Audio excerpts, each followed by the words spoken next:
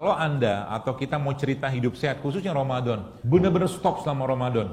5 hal tadi kalau Anda stop selama Ramadan, stop ya. Anda lihat nanti paling minggu kedua, pekan kedua Ramadan tuh badan kita akan jauh lebih fit.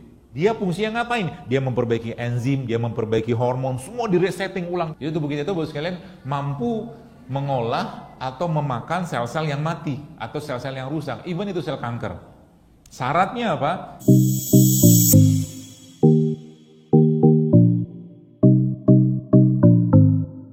Kasih beberapa analogi-analogi buat teman-teman sekalian biar paham bagaimana sebenarnya Allah sudah menyiapkan semua tools itu kepada kita semua untuk hidup sehat. Jadi kalau kita melihat dari Al-Quran, Allah menyampaikan dalam Al-Quran bahwa manusia itu diciptakan menjadi Abdullah, menjadi hamba Allah gitu kan. Yang pertama itu. Yang kedua, Allah menciptakan kita menjadi khalifah gitu kan. Jadi khalifah itu pasti sosoknya gagah gitu kan. Anda bayangkan sosok khalifah yang naik kuda gitu kan, atau main pedang, tidak sakit-sakitan gitu. Ya. Tidak ada khalifah pagi-pagi makan nasi uduk, nasi goreng, cireng, cilok gitu kan. Gimana mau sehat begitu?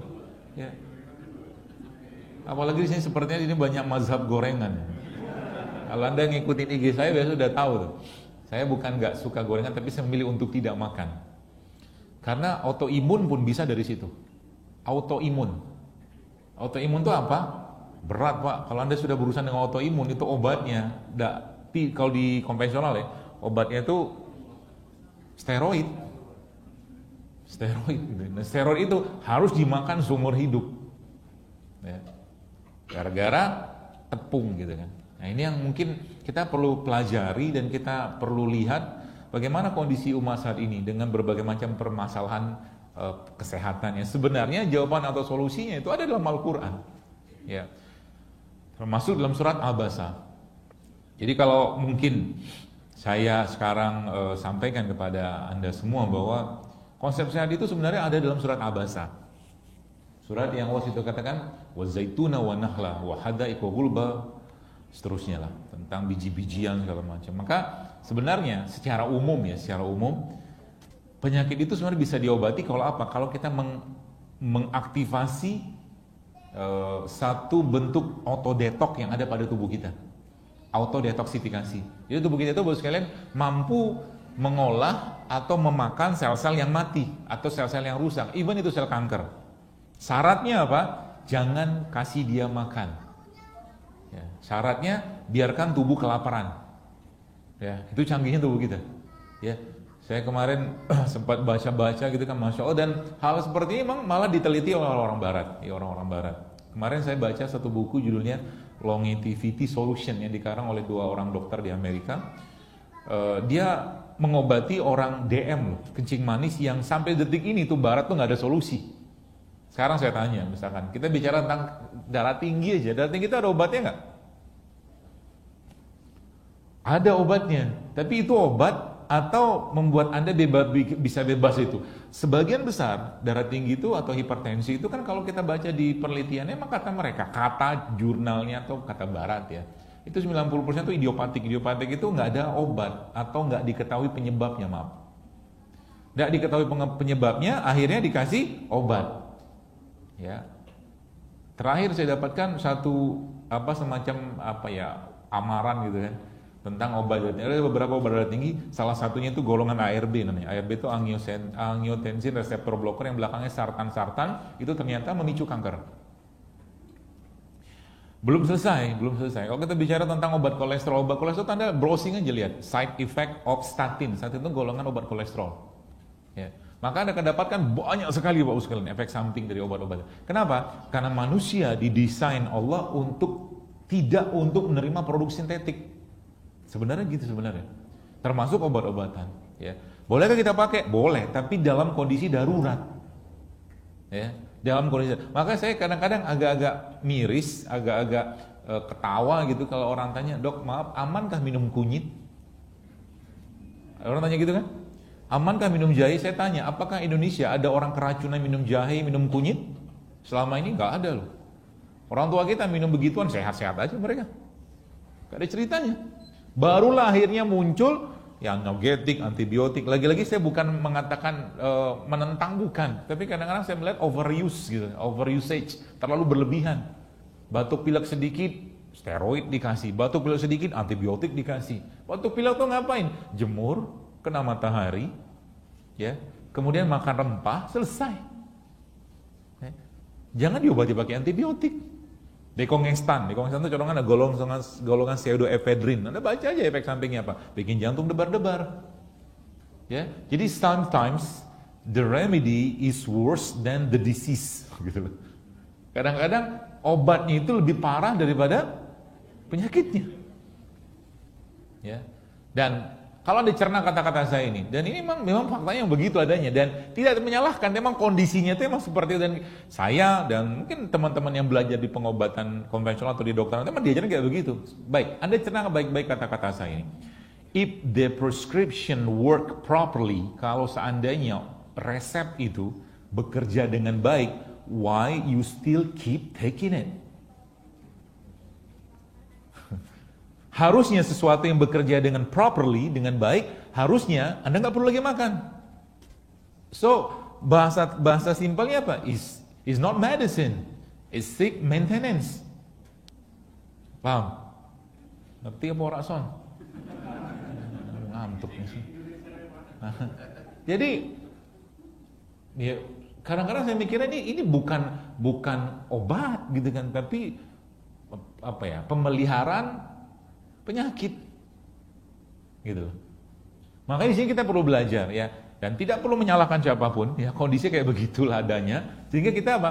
Sehingga kita tugasnya adalah mempelajari bagaimana Al-Quran mengajari kita itu, dan bagaimana Rasulullah SAW mengajari kita. Ya, dan ada Nabi SAW kita baca, yang beliau makan tuh sehat-sehat semua. Ya, yang beliau makan sehat-sehat semua. Tinggal kita katakanlah terjemahkan dalam bahasa modern saat ini. Ya, nah pertanyaannya, kalau kita baca dalam Al-Quran, saya akan coba saya coba gambarkan bagaimana tubuh kita itu. Jadi baik, kalau saya pernah ditanya, kapankah waktu makan terbaik? Kapan waktu makan terbaik? Maka jawabannya kapan? Saat mata kita melihat matahari dan sebelum matahari itu tenggelam. Ya, kenapa begitu? Karena memang saat itu ada fungsi hormonal kita yang sudah berubah ketika lihat matahari dan ketika matahari tenggelam. Siang hari kayak begini, ya, sama sekalian, maka tubuh kita itu yang bekerja lebih dominan adalah saraf namanya saraf simpatik. Simpatik itu bikin jantung lebih kencang, alert segala macam gitu-gitulah. Adrenalin itu pagi-pagi itu mulai dari matahari terbit, ya. Malamnya diganti dengan waktu atau hormon yang sifatnya parasimpatik. Parasimpatik itu apa? Dia hormon rileks. Ya, hormon rileks. Hormon rileks itu ngapain? Ya istirahat. Makanya Nabi, kalau kita baca dalam sirahnya, Rasulullah itu kalau habis Isya ngapain? Tidur. Jadi kalau ada seseorang olahraganya malam nggak tepat.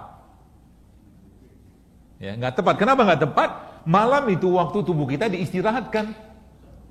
Bahkan saya ada lihat satu penelitian, orang-orang yang tidurnya 8 jam sama tidurnya 5 jam itu ternyata beda bentuk dadanya. Jadi orang-orang yang tidur 8 jam itu dadanya lebih busung, lebih tegap gitu kan, dibandingkan 5 jam. Ya, seperti itu. Nah, makanya penyakit saat ini bermula akibat dari apa? Akibat dari dilanggarnya sunatullah ataupun apa yang disampaikan Allah dalam Al-Quran ataupun sunnah Nabi SAW. Ya. Kalau Anda perhatikan, contoh mungkin gerakan sholat aja. Gerakan sholat itu kalau dikerjakan dengan baik dan benar sebagaimana Nabi kerjakan, maka saya bisa pastikan niscaya tidak ada satu orang pun muslim yang susah buang air besar. Dari mana dapatnya?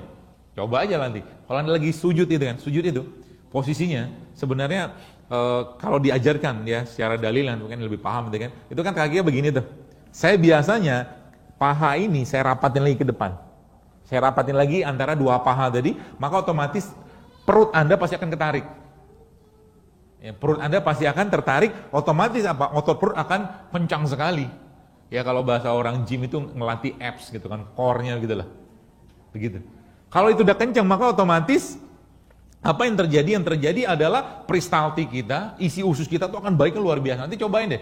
Ya, kalau lagi Anda sujud gitu kan, sujudnya kaki belakang itu dirapatin dan paha kita, paha atas sama paha bawah itu dirapatin. Anda lihat, perut kita ini kayak ditarik ke atas. Itu satu hal saja, ya. Tapi sayangnya banyak orang ketika sholatnya malah justru nggak kayak gitu, ya, seperti itu. Ya, itu baru satu hal saja. Nah, kalau kita belajar tentang hormon, tadi sedikit tentang hormon, ya nggak usah diingat lah hormon apa, intinya hormon siang, hormon malam gitu aja lah. Ya, jadi hormon siang itu adrenalin, noradrenalin, semua kortisol muncul siang hari. Ya, maka kita disuruh siang hari itu suruh ngapain? Bertebaran lah kata Allah gitu kan. Nah, bicara tentang makanan, maka sebenarnya ada satu fenomena menarik. Jadi tubuh kita tuh kalau dia diasupi dengan sesuatu yang tidak bisa dia olah, maka tubuh akan minta istirahat. Baik, saya tanya, kenapa Anda habis makan nasi padang ngantuk? Bukan kenyang, Pak. Kenapa Anda habis makan rujak gak ngantuk?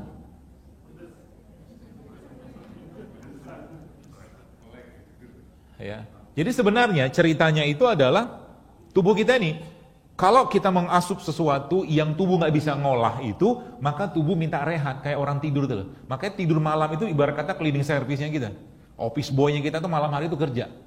Ya, matiin lampu, maka jadi tidur terbaik itu seperti apa? Seperti sampaikan Nabi, mati lampu. Kenapa? Saat itu kita nggak butuh cahaya, sebab ada melatonin di sini yang keluar. Saat itu melatonin, serotonin, hormon-hormon rileks gitu kan. Dia fungsinya ngapain? Dia memperbaiki enzim, dia memperbaiki hormon, semua diresetting ulang di malam hari. Itu kata kuncinya. Artinya, kalau seandainya ada orang habis makan kok tiba-tiba ngantuk, sedangkan logikanya gini bos sekalian. Anda pikirnya sederhana aja. Kita lagi lemes, nggak ada tenaga, butuh protein, butuh karbo, butuh lemak segala macam. Terus kita minum, kita minum. Harusnya kan berenergi. Jadi bersemangat, jadi ada tenaga. Sekarang kok tiba-tiba justru malah tidak bertenaga. Kenapa? Karena yang dimakan nggak bisa diolah sama badan. Paham ya? Yang dimakan nggak bisa diolah sama yang ada pada badan. Kenapa? Badannya sudah miskin. Miskin dengan apa? Miskin dengan enzim, miskin dengan nutrisi, miskin dengan mineral yang bisa digunakan untuk ngolah itu tadi. Sehingga apa? Sehingga apa akibatnya? Sudah rehat aja dulu. Rehatnya gimana? Tidur. Paham ya? Makanya dalam Al-Quran Allah sampaikan, makan itu yang terbaik. Makan buah itu kapan terbaiknya? Sebelum makan. Kenapa? Dia enzim. Fungsinya ngapain? Mencerna makanan. Ya mencerna apa yang kita makan. Kalau kita baca dalam surat Abasa itu ujung-ujungnya apa? Ujung-ujungnya kalau Anda mengubah, katakanlah memperbaiki pola kesehatan tubuh kita, maka sebenarnya isi piring kita itu ada tiga porsi. Porsi pertama 4/6-nya itu isinya sayur sama buah. Oh, isinya pertamanya ya. Isi keduanya sepertiganya adalah biji-bijian. Ya. Isi yang terakhir baru kita masuk ke protein hewan atau protein nabati atau protein secara umum. Ya, isi piring diubah. Ya, makanya banyak ya ibu-ibu, bapak-bapak yang sempat saya balas DM mereka di IG itu yang saya ngobatin penyakit mereka? Enggak, saya cuma ngobatin atau saya perbaiki isi piring mereka aja. Ya. Tapi kata kuncinya apa? Kata kuncinya kalau Anda atau kita mau cerita hidup sehat khususnya Ramadan. Kenapa Ramadan Indonesia sibuk banget atau mungkin tinggi inflasinya? Ada yang tahu? Ya karena kita ribet banget dengan urusan makanan. Buka pakai apa, sahur pakai apa, segala macam gitu kan. Sayangnya Quran tidak khatam-khatam. Makanya para sahabat itu kalau kita lihat mereka bahagia banget dengan Ramadan. Kenapa? Gak pusing lagi mikir makanan. Dan kalau kita bicara tentang siang tadi, waktu terbaik makan itu adalah siang hari. Maka sebenarnya Allah uji kita dengan cara apa? Dikasih waktu untuk detox sekaligus untuk memenuhi kewajiban kita membersihkan badan kita. Waktu yang tadi yang kita disuruh makan, di stop sama Allah, jangan makan dulu. Gitu kan? Makanya kita ini bos sekalian, kalau boleh saya katakan, ibarat kata ginilah.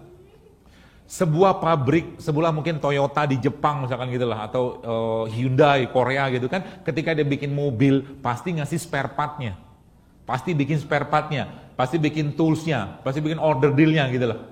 Dan dia kasih satu buku namanya apa? Manual, user manual. Manusia juga sama. Manusia ada user manual kita mana di Al-Quran. Patuhi itu. Toolsnya dari mana atau software dari mana atau mungkin spare part dari mana? Dari semua yang Allah tumbuhkan di atas tanahnya. Saya baru baca buku, ada buku lagi yang saya baca judulnya How Not to Die. How Not to Die, bagaimana cara untuk tidak mati.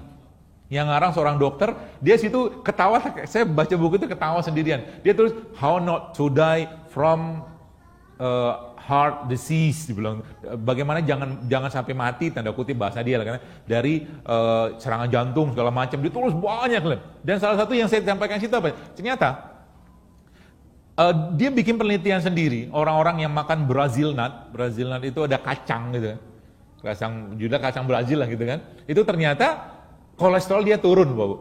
Hanya makan berapa banyak? Hanya makan segenggaman Brazil nut setiap hari. Ya, itu saya katakan tadi kan, ada biji-bijian kan. Nah makanya kalau kita ngerti konsep ini, maka Ramadan ini akan jadi bulan enzim, bulan sayur, bulan buah. Tapi syaratnya apa? Syaratnya Anda harus stop dulu apa yang membuat kita banyak masalah selama 11 hari atau 11 bulan kemarin. Ya, kita harus stop dulu itu. Mau disebutin?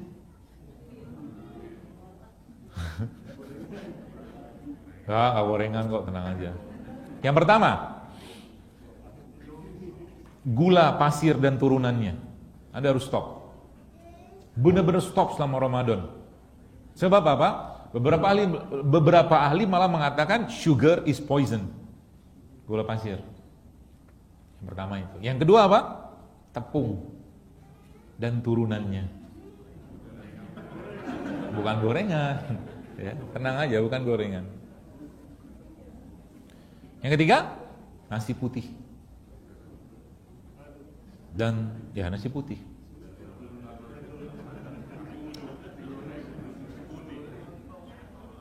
Yang keempat, minyak goreng dan turunannya. Yang kelima, dairy product, produk berbasiskan susu. 5 hal tadi kalau Anda stop selama Ramadan, stop ya. Anda lihat nanti paling minggu kedua, pekan kedua Ramadan tuh badan kita akan jauh lebih fit. Itunya. Jadi ada satu proverbnya orang barat yang katakan, if you wanna cure someone, ask them to stop what make them sick. Kalau Anda mau ngobatin seseorang, suruh mereka stop dulu apa yang membuat mereka sakit. Gitu. Ya. Sehingga nanti Ramadan tubuh kita akan benar-benar terasup dengan bahan-bahan yang memang seharusnya masuk. Saya kasih ilustrasi gini aja lah. Sebulan ada orang punya mobil mewah, mobil sport car gitu kan, harganya miliaran. Kalau kita bicara tentang mobil ini Bapak sekalian, maka saya sangat yakin kalau yang punya mobil tadi pasti akan isi dengan bahan bakar terbaik. Sebulan namanya Pertamax. Kan gitu. Sebab apa? Kalau diisi Pertamax, mobilnya akan kenceng, akan baik, akan sesuai dengan jangkaan pabriknya. Pertanyaannya, ya, kalau mungkin saya kembalikan sebuah pertanyaan kepada Anda, dan kalau Anda jawab, saya pun sudah tahu jawabannya. Mobil yang miliaran tadi kalau dibandingkan dengan badan kita, mahalan mana? Maka semua akan menjawab, mahalan badan saya dong, kan gitu. Tapi kalau saya balik tanya lagi dengan sebuah pertanyaan, bahan bakar apa yang sering kita masukkan dalam tubuh kita? Maka tolong jawab. Yang pertama, premium. Yang kedua, Pertamax atau oplosan. Sebagian besar oplosan. Ya, sebagian besar oplosan. Sehingga apa? Sehingga nanti Bapak sekalian, apa yang Anda makan saat ini akan jadi tabungan tubuh Anda 5-10 tahun ke depan. Dan jadi kalau Anda lihat, ini misalkan sebulan mungkin tubuh kita tuh bukan kayak mesin sosis, nggak bisa gitu. Contoh gini ya, sebulan saya mau bikin sosis ayam, saya ambil tepung, bla bla segala macam, saya masukkan mesin sosis, jadilah sosis ayam. Tubuh kita nggak gitu, nggak bisa gitu dia. Anda makan satu kurma saja, itu efeknya tuh luar biasa. Bahkan sampai bisa membentuk gen loh. Makanya ada kita kenal probiotik, prebiotik, asam amino segala macam, vitamin, mineral. Itu semua ada di mana? Ada di produk yang Allah tumbuhkan di atas tanahnya. Arti yang sekarang orang-orang ilmu itu sebutnya real food gitu kan. Jadi kalau Anda mau minum vitamin C atau dapat vitamin C, bukan makan vitamin C sintetik atau bukan makan orange juice dalam kemasan, tapi Anda minum jus atau minum jeruk atau makan jeruk gitu loh. Itu real food gitu loh. Jadi kalau kita ngerti konsep ini, sebenarnya tubuh kita tuh butuh real food, bukan food like substance. Ini masalahnya sebenarnya zaman sekarang. Ya, orang dikit-dikit makan food like substance, ya. Yang dimakan itu, ini dimakan benar makanan atau substansi aja. Ya. Jadi kalau kita ngerti konsep ini, maka sebenarnya tubuh kita tuh bisa memperbaiki dirinya sendiri. Bisa memperbaiki dirinya sendiri. Apalagi ditambahkan dengan apa? Dengan melaparkan diri tadi. Bahkan 20 jam, seandainya 20 jam saja Anda tidak makan sama sekali, tubuh Anda akan berubah menjadi fat burning machine. 20 jam. Terus nggak makan sama sekali? Nggak makan, tapi minum iya ya. Jadi misalkan Anda makan terakhir jam 5 sore lah gitu. Lalu apa tuh namanya, Anda nggak makan lagi sampai 5 sore ke depan, berarti kan sudah 24 jam tuh, dikurangin 4 jam. 20 jam itu tubuhnya akan berubah menjadi mesin pembakar lemak. Kalau sudah mesin pembakar lemak, maka tubuh kita akan mengeluarkan satu enzim namanya AMPK, adenosine monofosfokinase, yang kalau enzim ini keluar, maka dia akan memperbaiki metabolisme gula ke dalam tubuh kita, dia akan memperbaiki metabolisme lemak dalam tubuh kita, dia akan makan sel-sel rusak, bahkan sampai sel kanker pun dia makan. Makanya sebabnya itu saya baru memahami kenapa Rasulullah SAW tidak pernah kenyang seumur hidupnya. Nabi kita nggak pernah kenyang. Itu sebabnya ketika beliau wafat, Nabi SAW, ketika beliau wafat, uban Nabi itu di usia 63 tahun cuma 20 loh. Uban adalah tanda oksidasi. Tanda tubuhnya terlalu banyak radikal bebas. Jadi, dan isi perut kita ini, bos sekalian. Jadi, saya kemarin ada teman saya, dia seorang dokter. Saya ngelihat dia senyum sama saya. Saya bilang, tulang belakangmu mencong, saya bilang. Wajah kita ini, cerminan tulang belakang, sama cerminan isi perut. Jadi saya lihat wajah-wajah Anda, saya tahu masalahnya di mana. Oh serius, kelihatan. Dia senyumnya miring, saya bilang tulangmu kayaknya bengkok, dia bilang. Ternyata benar, emang iya, itu memang ilmu itu saya pelajarin memang. Jadi wajah kita ini bisa mencerminkan organ perut. Ya, apalagi dulu wajahnya persegi, sekarang rembulan, bulat gitu kan, banyak masalah itu.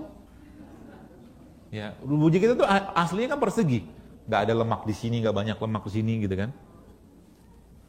Nggak usah nunduk-nunduk gitu ya. Ya, karena memang perut kita cerminannya akan tampak di wajah. Saya bilang ginjalmu masalah, saya bilang. Kamu susah tidur ya? Iya, dia bilang. Macam-macam saya mencoba menanyakan itu berdasarkan keluhan dari organ yang ternyata cocok. Ya. Jadi ada kayak orang, misalkan nih, ada apa tuh namanya? Kantong mata itu atau hitam sini itu masalah, Pak. Nggak bisa dihilangin dengan make up. Nggak bisa. Dihilangin dengan cara apa? Dia harus tidur, istirahat. Dia harus makan tumbuhan, saya sebutnya produk ciptaannya Allah, yang bisa memperbaiki fungsi limpanya kalau nggak ginjalnya. Di mana itu dapatkan? Rempah, bumbu, ya, di bumbu-bumbuan. Ya, misalkan apa? Ya, ketumbar, lada, gitulah, atau serai, ya, gitu. Jadi kelihatan. Di wajah kita tuh cerminan.